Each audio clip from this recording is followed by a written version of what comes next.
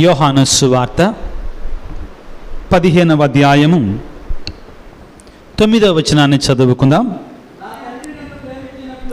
నా తండ్రి నన్ను ప్రేమించినట్లు నేను మిమ్ము ప్రేమించితిని, మీరు నా ప్రేమయందు నెలకొని ఉండడు.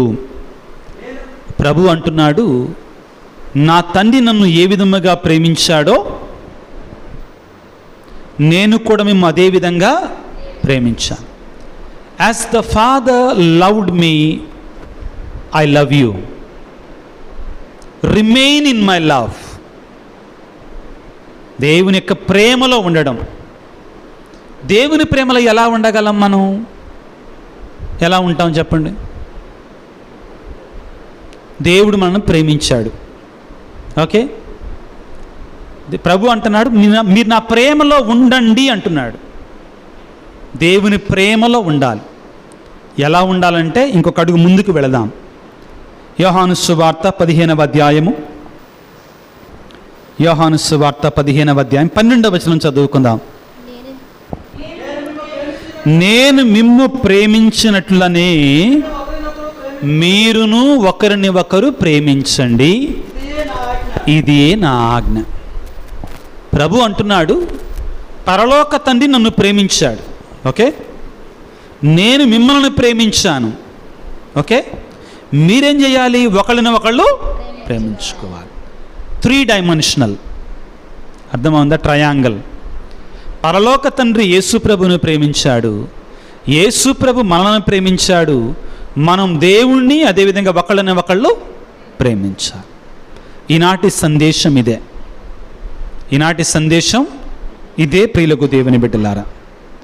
మీకందరికీ కూడా ప్రియులారా, ఫాదర్ డామియన్ ది ఫాయిస్టర్ గురువు గురించి మీకు తెలిసే ఉంటుంది. అమెరికాకి ప్రక్కన ఉన్నటువంటి హువాయ్ కింగ్డంలో 1850వ సంవత్సరం దశకములో, in the 19th century, beginning of the 19th century, around 1850s and plus, ఆ ప్రాంతంలో ఎక్కువ కుష్టి వ్యాధి వాళ్ళు, లెప్రసీ వ్యాధితోటి బాధపడుతున్నటువంటి వాళ్ళు పెరిగిపోయారు. బాగా అందరికీ కూడా లెప్రసీ వ్యాధి వస్తుంది.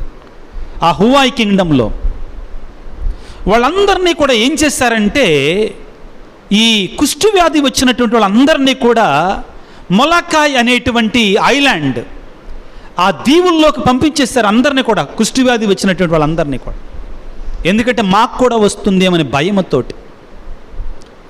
ఆ మొలకాయ్ దీవులలో, మొలకాయ్ ఐలాండ్స్లో, ఆ ఐలాండ్లో అందరూ కుష్టి వ్యాధి వచ్చినటువంటి వాళ్ళే. దుర్భరమైన జీవితం, భయంకరమైన బ్రతుకు, తినటానికి సరిగా తిండి ఉండేది కాదు. అన్నిటికంటే ముఖ్యంగా వాళ్ళ సొంత వాళ్ళు కూడా వాళ్ళని చూడటానికి వచ్చేవాళ్ళు కారు. సొంత అన్నదమ్ములు, తోబుట్టువులు, తల్లిదండ్రులు అక్కడికి వచ్చేవాళ్ళు కాదు. It was forbidden even the relatives to visit this island because of the fear that if they go there they may contract the disease and they will transmit it to others అనే భయముతోటి అక్కడికి వెళితే ఆ కుష్టి వ్యాధి వీళ్ళకు కూడా వస్తుందేమో. ఒకవేళ వాళ్ళు వచ్చి ఇక్కడ హవాయ్ కింగ్డమ్, అదంతా కూడా చాలా ఐలాండ్స్ ఉంటాయి, అక్కడ ఉన్నటువంటి వాళ్ళందరూ కూడా వస్తుందేమని భయముతోటి అక్కడికి ఎవరిని వెళ్ళనిచ్చేవాళ్ళు కాదు, ఎవరిని కూడా వెళ్ళనిచ్చేవాళ్ళు కాదు. కానీ 1873-74 సంవత్సరాలలో ప్రియులారా, ఫాదర్ డామియన్ డి ఫాయిస్టర్ అనేటువంటి ఒక సేక్రెడ్ హార్ట్ సభకు చెందిన గురువు, నేను అక్కడికి వెళ్ళి సేవ చేస్తాను అన్నాడు. ఎన్ని గుండెలు కావాలండి? అక్కడికి వెళితే చావే శరణ్యం, ఇంకా చచ్చిపోవటమే. అక్కడికి వెళ్ళాడు, వాళ్ళకి సేవ చేశాడు.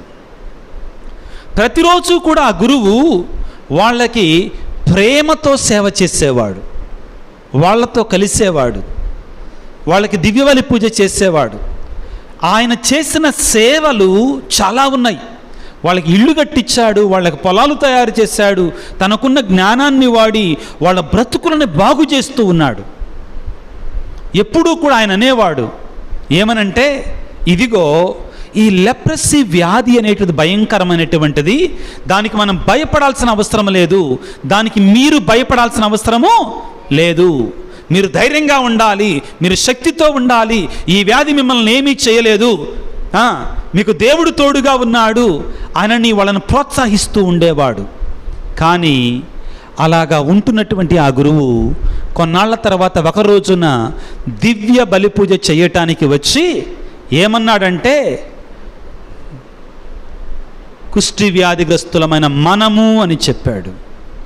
ఆయన వాడినట్టు పదము వి ద లెపర్స్ అనగానే అక్కడున్నటువంటి ఆ వ్యాధిగ్రస్తులకు అందరికీ అర్థమైపోయింది. ఫాదర్ గారికి కూడా కుష్టి వ్యాధి వచ్చింది. ఆయన అక్కడే ఉన్నాడు, వాళ్ళకి సేవ చేశాడు, వాళ్ళ బ్రతుకులని బాగు చేశాడు. చివరికి వాళ్ళ మధ్యలోనే చనిపోయాడు, వాళ్ళ మధ్యలోనే పాతి పెట్టబడ్డాడు. ఈరోజు కూడా ఈ మొలాకాయ్ దీవిలో ఈ ఫాదర్ డామియన్ ది ఫాయిస్టర్ని ఒక గురువుగా చూడరు, ఒక దేవుడిలాగా చూస్తారు. They look at him as their God. He is declared to be one of the greatest saints in the Catholic Church. ఎందుకు నువ్వు అక్కడికి వెళ్ళావు? అక్కడికి వెళితే చనిపోతావని తెలుసు, ఆ జబ్బు వస్తుందని తెలుసు. నువ్వు చక్కగా బెల్జియం దేశంలో ఆయన పుట్టింది, యూరప్ దేశంలో హ్యాపీగా ఉండొచ్చు, అక్కడ ఉండవచ్చు కదా. ఎందుకు అక్కడికి వెళ్ళావు అంటే, నా క్రీస్తు, నా ప్రభువు అక్కడ వ్యాధితో బాధపడుతున్నాడు, నేను అక్కడికి వెళ్ళవద్దా అని చెప్పాడట ఈ గురువు. ప్రియులారా, ఒకసారి ప్రియులారా, Diana, queen Diana, no queen Diana mother Teresa దగ్గరికి వచ్చి ఆమెను అడిగిందట, అమ్మ నువ్వు ఎలాగా ఆ పుండ్లు ఉన్నటువంటి వారికి, రసిగారుతున్నటువంటి వారికి, ఆ వ్యాధితో ఉన్నటువంటి వారికి ఎలాగా ఆ పుండ్లు సరిచేస్తున్నావు, ఆ పురుగులు పడుతున్నటువంటి వానికి నాకు 10 కోట్ల రూపాయలు ఇచ్చినా కానీ నేను వాళ్ళకి సేవ చేయను అని చెప్పిందట. మదర్ తెరేసా అన్నదట, 10 కోట్లు కాదు, నాకు 100 కోట్లు ఇచ్చినా నేను కూడా సేవ చేయను అన్నదంటాడు. 100 కోట్లు ఇచ్చినా నేను కూడా ఆ సేవ చెయ్యను అని చెప్పింది. మరి ఎందుకు చేస్తున్నావంటే, in every patient I see the face of Jesus. ప్రతి వ్యాధిగ్రస్తునిలో కూడా నేను నా ప్రభు యొక్క ముఖాన్ని చూస్తాను, నా యేసయ్య ముఖాన్ని చూస్తానని చెప్పి, if my Jesus is suffering with sickness will I not go and help him. నా ప్రభువే వ్యాధితో బాధపడుతుంటే నేను వెళ్ళి సహాయం చేయనా? ప్రియులకు దేవుని బిడ్డలారా, ప్రేమ అంటే ఇది, ప్రేమ అంటే ఇది. అంత సులువు కాదండి. ప్రేమ గురించి బోధించటం చాలా సులువు, ప్రేమ గురించి ఆలకించటం చాలా సులువు, తీయగా ఉంటాయండి. కానీ ప్రేమని ప్రాక్టీస్ చేయటం మాత్రం చాలా కష్టం. ప్రేమ ఆకారము లేనటువంటిది, ప్రేమ రూపము లేనటువంటిది. ప్రేమకి మనమే రూపం కావాలి. ఓకే, మనమే రూపం కావాలి. ప్రేమకి మీరు రూపాన్ని ఇస్తారా? ఇది మైక్ అంటాం కదా, ఇందాక చెప్పాను. ఇదేంటిది? మైక్ అంటే ఇలా ఉంటుంది, బల్ల అంటే ఇలాగ ఉంటుంది, బైబిల్ అంటే ఇలాగ ఉంటుంది, వస్త్రం అంటే ఇలాగ ఉంటుంది, ఇందాక చెప్పాను బట్టతలంటే ఇలా ఉంటుంది. చూపించవచ్చండి వీటన్నిటినీ. కానీ ప్రేమ అంటే ఎలా ఉంటుందని చూపిస్తామా? మన క్రియల ద్వారా మాత్రమే చూపించగలం. ఎలా ఉంటుందండి? మన క్రియల ద్వారా మాత్రమే చూపించగలం, అంతే. That is the only way. Through our actions, మన క్రియల ద్వారా మాత్రమే ప్రేమను చూపించగలము. ఇక్కడ మనం గుర్తుంచుకోవాల్సింది ఏంటంటే, యేసు ప్రభు ప్రేమాజ్ఞిస్తున్నాడు ఏమని? ఒకరిని ఒకరు ప్రేమించండి. ఏంటండి దానిలో ఉన్న గొప్పతనం ఏంటి? పాత నిబంధనలో కూడా ఉంది కదా, అవునా కదా? పాత నిబంధనలో కూడా మోసే ఇశ్రాయేలు ప్రజలకి 10 ఆజ్ఞలు ఇచ్చినప్పుడు మీ పొరుగు వారిని ప్రేమించు అన్నాడు. Love your neighbour. It's not a new command that Jesus gives, no. But there is something newness in the command that Jesus gives. క్రీస్తు ఇచ్చేటువంటి ఈ ప్రేమ ఆజ్ఞల కొత్తదనం ఉంది. ఏంటంటే అప్పటి వరకు కూడా మీరు ప్రేమించండి, ఒకరినొకరు ప్రేమించండి అన్నటువంటిది యేసు ప్రభువు ఏమంటున్నాడు? Love one another as I have loved you. అర్థమైందా? తేడా అదనమాట. నేను నిన్ను ప్రేమించినట్లు మీరు ఒకరిని ఒకరు ప్రేమించండి. ఎలా ప్రేమించాడు యేసు ప్రభు? అలా ప్రేమించాడు యేసు ప్రభు. అలా ప్రేమించాడు యేసు ప్రభు మనల్ని. నిజంగా ప్రేమ, ఒకరిని ఒకరు ప్రేమించటం అంటే క్రీస్తు ప్రభు ఊరికే చెప్పలా. ఏమని? నేను ప్రేమించినట్లు మీరు ప్రేమించండి ఒకళ్ళని ఒకళ్ళు. నేను నిన్ను ప్రేమించినట్లు మీరు ఒకరిని ఒకరు ప్రేమించండి. ఇది చాలా గొప్ప ప్రేమ. ప్రేమ చాలా రకాలుగా ఉందండి. గ్రీకు ఫిలాసఫీలో 7 types of love is there. Love is divided into 7 categories. 7 రకాలుగా విభజించబడిందండి. కానీ వాటిల్లో 3 రకాలు చాలా famous. We know 3 types of love: erotic love, philia love and finally agape love.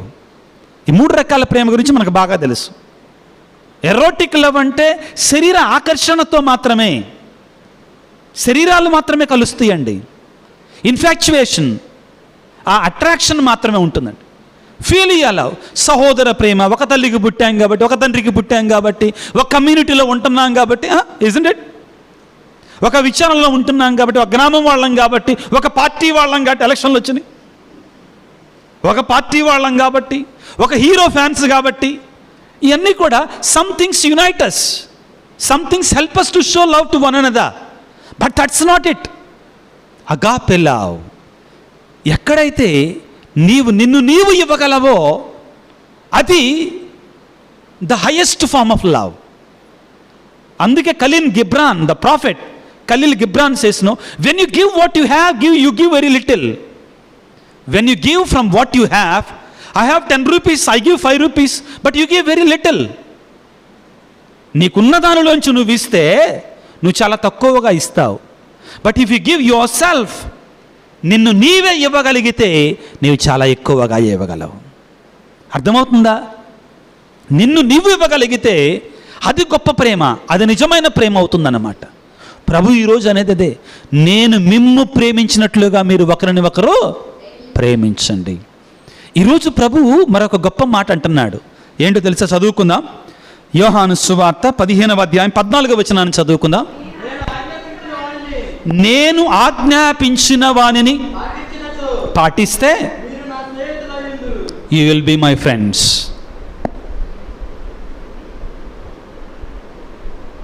ఇక్కడ నాకు స్నేహితులు ఎవరూ లేరు, నాకు ఫ్రెండ్స్ ఎవరు లేరు ఫాదర్ అనేవాళ్ళు ఉంటే చేతులు పైకెత్తండి.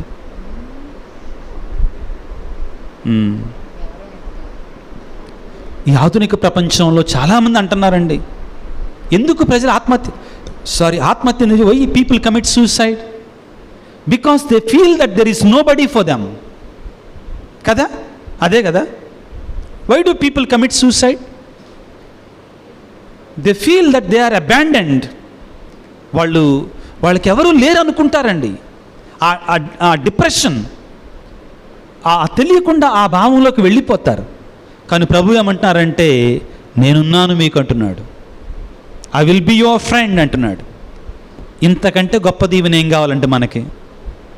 జీసస్ ఈజ్ ఆ బెలవ్డ్ ఫ్రెండ్. ప్రభు అంటున్నాడు. ప్రభు మన స్నేహితుల్లాగా ఉండాలనుకుంటున్నాడు. ఆ తరువాత మాట ఇంకా ముఖ్యమైన మాట అండి, దయచేసి చదవండి ఆ మాట కూడా. తన యజమానుడు ఏమి చెయ్యునో దాసుడు ఎరుగడు కనుక ఇక మీదట I will not call you servants but I will call you స్నేహితులని, ఫ్రెండ్స్ అని పిలుస్తానంటున్నాడు. ప్రభు ఏమని పిలుస్తాడు ఈరోజు నన్ను చూస్తే? My friend Vijay. Let us believe, నమ్మాలి. ప్రభు అంటున్నాడు ఇక్కడ, I will call you friends, I will call you know more servants.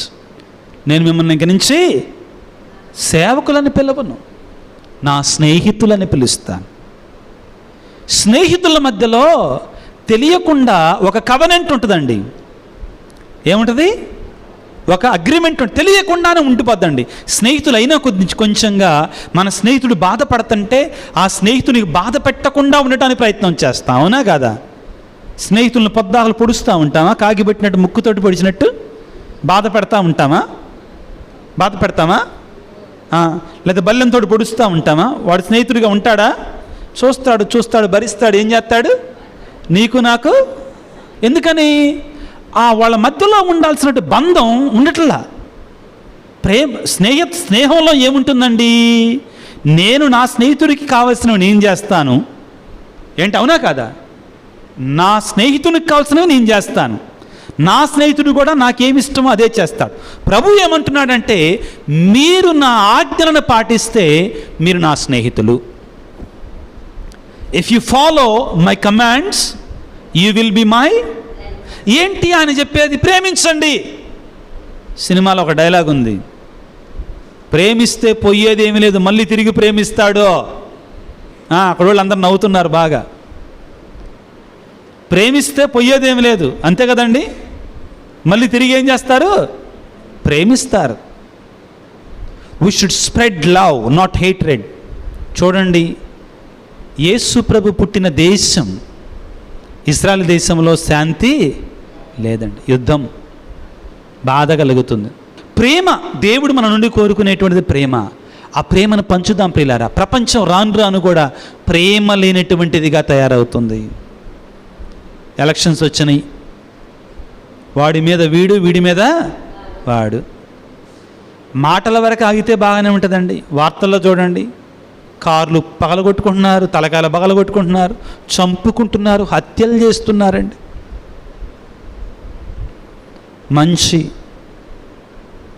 ఇదే పెరిగిపోతుందండి. కుటుంబాల్లో శాంతి లేదు, కుటుంబాల్లో ప్రేమ లేదు. ప్రభు అంటున్నాడు, మీరు నా ఆజ్ఞలను పాటిస్తే నా స్నేహితులై ఉంటారు. ఏమిటి ఆయన ఆజ్ఞ?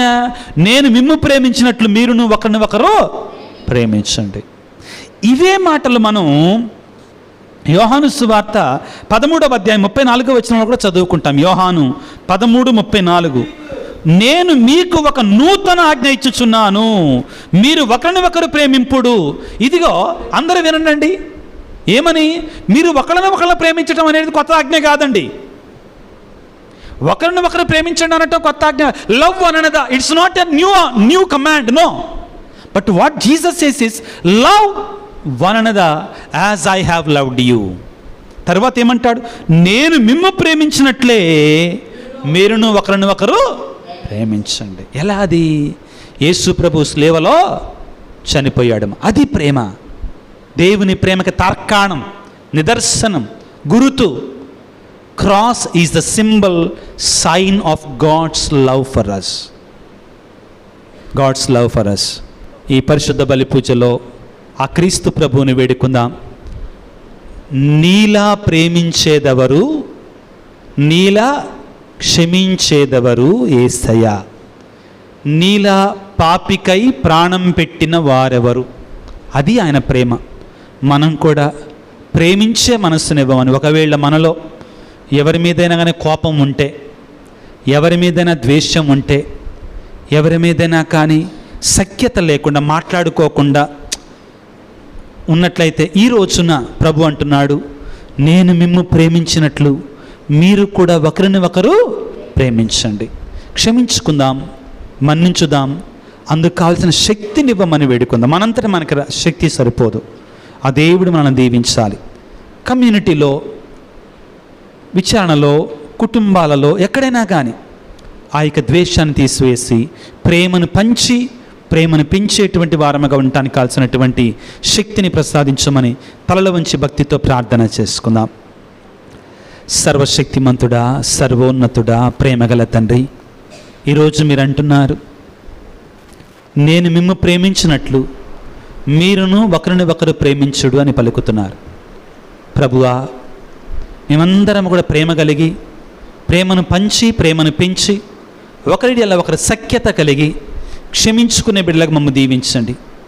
మా శక్తి మాకు సరిపోదు తండ్రి, మీ శక్తిని మాకు ప్రసాదించమని, మీ అనుగ్రహాన్ని మాకు ప్రసాదించమని, ప్రేమించే హృదయాన్ని మాకు అనుగ్రహించమని, కుటుంబాలలో, సంఘాలలో, దేశములో, ప్రపంచంలో ప్రేమ పెరిగేటట్లుగా దీవించమని, కక్షలు, కార్పణ్యాలు, యుద్ధాలు ఆగిపోవులాగా దీవించమని, ఇక్కడున్న బిడ్డలను ప్రత్యేకంగా దీవించమని మా ప్రభు అయిన క్రీస్తు ద్వారా వేడుకొనుచున్నాము తండ్రి. ఆమేన్. ఆమేన్.